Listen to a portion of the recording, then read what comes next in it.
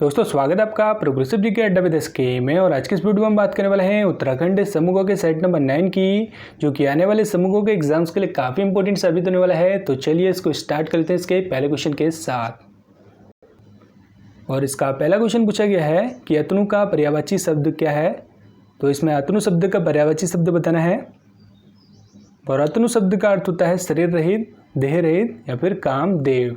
तो option C हो जाएगा, कामदेव जो है अतनु का होता है पर्यायवाची।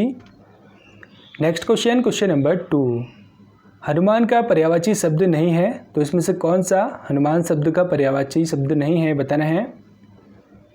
तो हनुमान शब्द का पर्यायवाची होता है पवनसूत, विनायक और मारुति, यानी कि सारे जो हैं हनुमान के पर्यायवाची हैं। इसलिए इसका हो जाएगा राइट आंसर इनमें से कोई नहीं, ऑप्शन डी। क्वेश्चन नंबर 3 में पूछा गया है वीर पुत्र को जन्म देने वाली स्त्री के लिए एक शब्द है। तो वीर पुत्र को जन्म देने वाली स्त्री को क्या बोलते हैं पूछा गया है। राइट हो जाएगा आंसर ऑप्शन सी, वीर प्रसु बोलते हैं वीर पुत्र को जन्म देने वाली स्त्री को। और वसुंधरा बोलते हैं भूमि, धरती, जगत या फिर भूतल को। माते बोलते हैं माता को। तो ऑप्शन सी वीर प्रसु हो जाएगा राइट आंसर। क्वेश्चन नंबर 4 में पूछा गया है निर्लेप शब्द का संधि विच्छेद होगा। तो निर्लेप शब्द का संधि विच्छेद बताना है। और इसका अर्थ होता है जिस पर कोई लेप ना हो या फिर जिस पर कोई दोष ना हो, उसको बोलते हैं निर्लेप। और इसका संधि विच्छेद हो जाएगा ऑप्शन बी, निह प्लस लेप। क्वेश्चन नंबर 5 में पूछा गया है बारहसिंगा शब्द में कौन सा समास है। तो बारहसिंगा शब्द में कौन सा समास है बताना है। राइट हो जाएगा आंसर ऑप्शन सी, बहुब्रीहि समास है बारहसिंगा शब्द में। और बहुब्रीहि समास की डेफिनेशन ये होती है कि जिस समस्त पद में कोई पद प्रधान नहीं होता है बल्कि दोनों पद मिलकर किसी तीसरे की ओर संकेत करते हैं, उसको हम बोलते हैं बहुब्रीहि समास। और इसके एग्जाम्पल हैं जैसे कि बारहसिंगा वाला, अनहोनी, ना होने वाली घटना, मृगेंद्र, मृगों के इंद्र। तो ये शब्द जो हैं ये सारे बहुब्रीहि समास के उदाहरण हैं। बात करें कर्मधारय समास की, तो कर्मधारय समास में उत्तर पद प्रधान होता है, जैसे कि नील गाय, नीली है जो गाय, परमानंद, परम है जो आनंद। तो ये शब्द जो हैं कर्मधारय समास के अंतर्गत आते हैं। तत्पुरुष समास की बात करें तो तत्पुरुष समास में पूर्व पद गौण होता है और उत्तर पद प्रधान होता है, जैसे कि मृत्युंजय, मृत्यु को जीतने वाला, विशंबर, विश्व को भरने वाला। तो ये शब्द जो हैं तत्पुरुष के अंतर्गत आते हैं। और द्विगु समास के अंतर्गत नंबरिंग आती है, जैसे कि पंचवटी, शताब्दी, ये सारे जो हैं द्विगु के अंतर्गत आते हैं। और राइट हो जाएगा आंसर हमारा बारहसिंगा जो है आता है बहुब्रीहि समास के अंतर्गत, ऑप्शन सी। क्वेश्चन नंबर 6 में पूछा गया है कि कौन सा विलोम शब्दयुग्म गलत है। तो विलोम शब्दयुग्म कौन सा गलत है बताना है। इष्ट का विलोम होता है अनिष्ट, सही है। छली का विलोम होता है निश्चल, सही है। उत्कर्ष का विलोम होता है विकर्ष, ये गलत है। और इसलिए यही हो जाएगा हमारा राइट आंसर ऑप्शन सी। उत्कर्ष का विलोम होता है अपकर्ष। तो उत्कर्ष का विलोम होता है अपकर्ष, यही हो जाएगा हमारा right answer option C. Question number 7 में पूछा गया है आलपिन और गमला किस विदेशी भाषा के शब्द हैं। तो आरपिन, गमला, आलू, इस्पात, गोदाम, नीलाम, पिस्तौल, ये सारे शब्द जो हैं ये आए हैं पुर्तगाली भाषा से, ऑप्शन बी। क्वेश्चन नंबर 8 में पूछा गया है सूर्यकुंड गर्म कुंड कहाँ स्थित है। तो उत्तराखंड में 2 कुंड हैं सूर्यकुंड नाम से, एक है गर्म कुंड और एक है ठंडा कुंड। तो इसमें पूछा गया है सूर्यकुंड गर्म कुंड कहाँ स्थित है। तो सूर्यकुंड गर्म कुंड स्थित है उत्तरकाशी, यमुनोत्री में, ऑप्शन ए। और जो ठंडा वाला कुंड है सूर्यकुंड वो स्थित है पिथौरागढ़, बुरीगंगा में। तो पूछा गया था गर्म कुंड के बारे में, राइट हो जाएगा answer option A, Yamunotri, Uttarkashi. Question number 9 में पूछा गया है लिंगताल कहाँ स्थित है। तो लिंगताल स्थित है फूलों की घाटी चमोली में, ऑप्शन ए हो जाएगा इसका राइट आंसर। और लिंगताल इसको इसलिए बोला जाता है क्योंकि इस ताल के बीच में छोटा सा एक टापू है जिस पर सूरज की रोशनी पड़ती है, तो ये लिंग के समान जो है प्रतीत होता है, इसलिए इसको बोला जाता है लिंगताल, जो स्थित है फूलों की घाटी चमोली में। और इस ताल के निकट जो है आछारी ताल भी स्थित है, ये भी याद रखना है। तो इस राइट हो जाएगा answer option A, Chamoli. Next question number 10, निम्न में से कौन सा स्थान रुद्रप्रयाग जनपद में स्थित नहीं है। तो रुद्रप्रयाग जनपद में कौन सा स्थान नहीं है बताना है। तो रुद्रप्रयाग जनपद में स्थित है केदारनाथ, अगस्तेश्वर आश्रम, गौरीकुंड जो है ये रुद्रप्रयाग जनपद में स्थित है। लेकिन ऑप्शन सी नंदप्रयाग जो है ये रुद्रप्रयाग जनपद में नहीं है, ये है चमोली जनपद में। और नंदप्रयाग जो है यहाँ पर अलकनंदा और नंदाकिनी नदी का संगम होता है। तो ऑप्शन सी हो जाएगा इसका राइट आंसर। अब देखते हैं next question, question number 11। Maularam चित्र संग्रहालय स्थित है, तो मौलाराम चित्र संग्रहालय कहाँ स्थित है बताना है। मौलाराम जो है इनके विषय में काफ़ी पढ़ा हमने, ये पवार वंश के काफ़ी फेमस पेंटर थे। और इनका चित्र संग्रहालय जो है ये स्थित है श्रीनगर पौड़ी गढ़वाल में, ऑप्शन डी। और मौलाराम के बारे में एक और बात याद रखनी है कि इनको संरक्षण मिला था प्रदीप शाह, ललित शाह, जयकृति शाह और प्रद्युमन शाह का। तो 4 राजाओं का इनको संरक्षण प्राप्त था मौलाराम को, जो कि पवार वंश के पेंटर थे। और इनका चित्र संग्रहालय स्थित था श्रीनगर पौड़ी गढ़वाल में, यानी कि अभी भी स्थित है। क्वेश्चन नंबर 12 में देखते हैं, इसमें पूछा गया है राजाजी राष्ट्रीय पार्क किस जिले में स्थित है। तो राजाजी राष्ट्रीय पार्क किस जिले में स्थित है बताना है।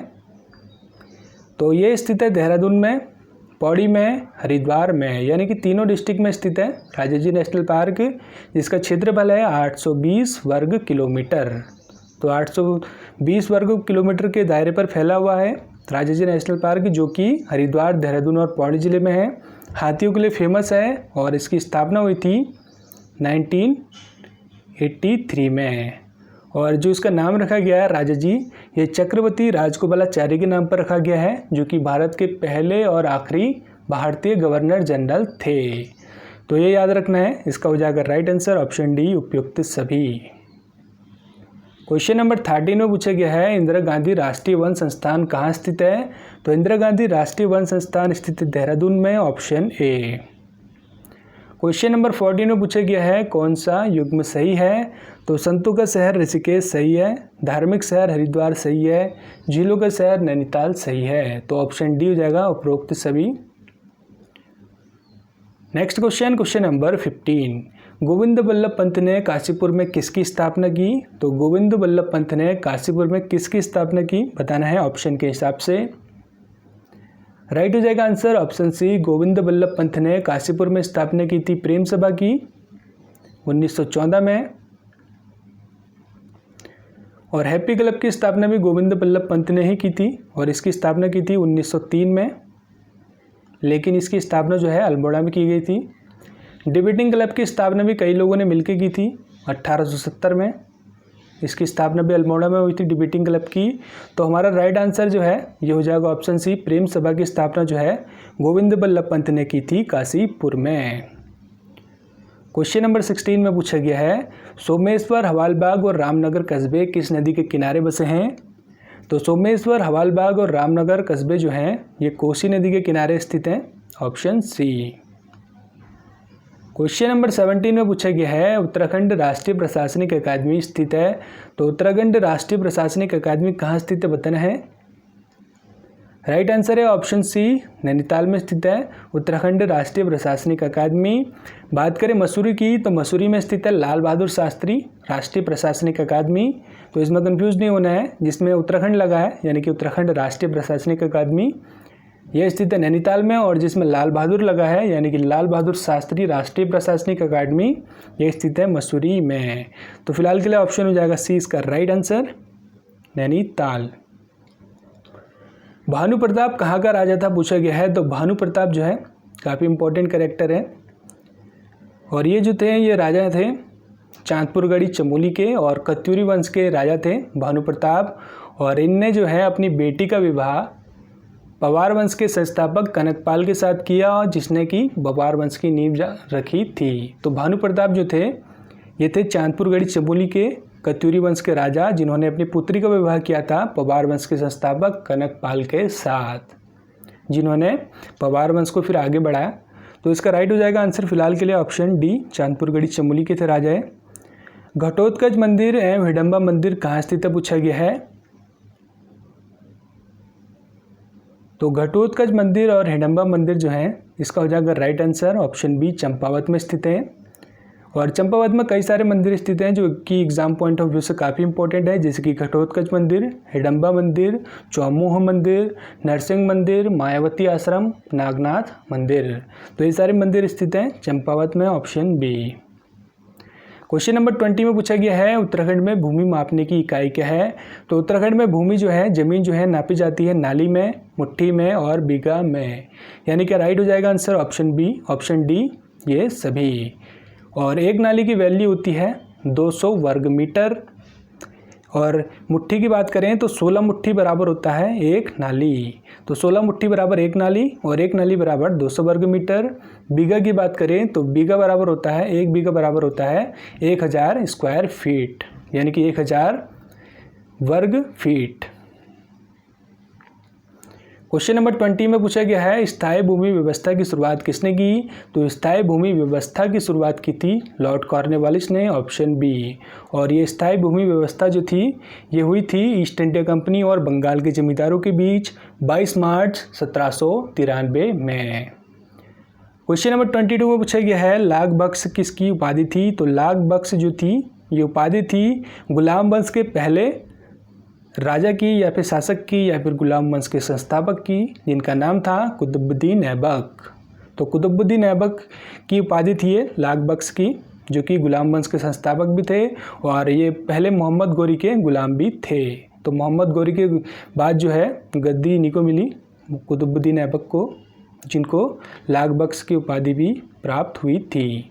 क्वेश्चन नंबर 23 में पूछा गया है फुटबॉलर क्रिस्टियानो रोनाल्डो किस देश के से संबंधित हैं। तो रोनाल्डो जो हैं ये पुर्तगाल से संबंधित फुटबॉलर हैं, स्टार प्लेयर हैं वहाँ के, ऑप्शन ए हो जाएगा इसका राइट आंसर।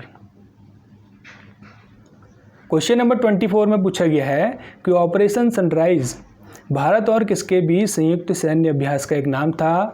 तो ऑपरेशन सनराइज जो है ये भारत और म्यांमार के बीच एक अभ्यास था, संयुक्त सैन्य अभ्यास, जिसमें कि मणिपुर, नागालैंड और असम में ये जो है ऑपरेशन चला था, जिसमें बहुत सारे उग्रवादियों को मारा गया था। दोनों सेनाओं ने मिलकर, यानी कि भारत और म्यांमार की सेना ने मिलकर मणिपुर, नागालैंड और असम की सीमाओं में जो है उग्रवादियों को मारा था। लगभग 6 दर्जन से ज़्यादा उग्रवादी इसमें ढेर हो गए थे। क्वेश्चन नंबर 25 में पूछा गया है प्रसिद्ध पुरातात्विक स्मारक रानी की वाव कहाँ स्थित है। तो रानी की वाव जो है हमारे 100 रुपये के जो नए करेंसी नोट है उनके ऊपर भी प्रिंटेड है। रानी की वाव जो स्थित है गुजरात में, ऑप्शन डी। और ये लगभग 1063 ईस्वी में बनाया था राजा भीमदेव की याद में। क्वेश्चन नंबर 26 में पूछा गया है कावेरी जल की भागीदारी किनके बीच एक विवाद है। तो कावेरी जल की भागीदारी जो है ये विवाद चल रहा है काफ़ी लंबे टाइम से तमिलनाडु और कर्नाटक के बीच में, और साथ ही साथ जो ये कावेरी का जल है ये केरल और पौंडीचेरी के कुछ इलाकों में भी पाया, कुछ इलाके भी इसमें शामिल है, जैसे कि केरल और पौंडीचेरी के कुछ इलाके। तो ये मेनली जो है तमिलनाडु और कर्नाटक से संबंधित हैं, लेकिन इसमें कुछ केरल और पौंडीचेरी के भी इलाके आते हैं। क्वेश्चन नंबर 27 में पूछा गया है कि किस जिले में मोहनजोदड़ो स्थित है। तो मोहनजोदड़ो किस जिले में स्थित है बताना है। राइट हो जाएगा आंसर ऑप्शन ए, लरकाना में स्थित है मोहनजोदड़ो। लरकाना जो कि पंजाब प्रांत का एक हिस्सा है, जो कि पाकिस्तान का जो पंजाब प्रांत है उसके अंतर्गत आता है लरकाना, और यहाँ पर स्थित है मोहनजोदड़ो। और मोहनजोदड़ो जो है यहाँ पर से इसके बगल से सिंधु नदी भी बहती है। क्वेश्चन नंबर 28 में पूछा गया है प्रसिद्ध संगीतकार तानसेन किसके दरबार में थे। तो तानसेन जो है इनका रियल नेम था रामतनु पांडे, और ये अकबर के 9 रत्नों में से एक थे। तो ऑप्शन सी हो जाएगा राइट आंसर। क्वेश्चन नंबर 29 में पूछा गया है OBR किसका संक्षिप्त रूप है। तो OBR जो है किसका संक्षिप्त रूप है बताना है। इसका हो जाएगा right answer option B, optical barcode reader जो है इसका संक्षिप्त रूप यानी कि इसकी शॉर्ट फॉर्म है OBR। क्वेश्चन नंबर 30 और आज का आखिरी क्वेश्चन है सातवाहन वंश का संस्थापक कौन है। तो सातवाहन वंश का संस्थापक है सीमुक, ऑप्शन सी। और सातवाहन वंश जो है ये मौर्य वंश जैसे ही समाप्त हुआ था उसके बाद जो है इसकी डेवलपमेंट होना शुरू हुई थी, जिसके संस्थापक थे सीमुक। तो ऑप्शन सी हो जाएगा इसका राइट आंसर। दोस्तों thanks for watching, take care, bye bye.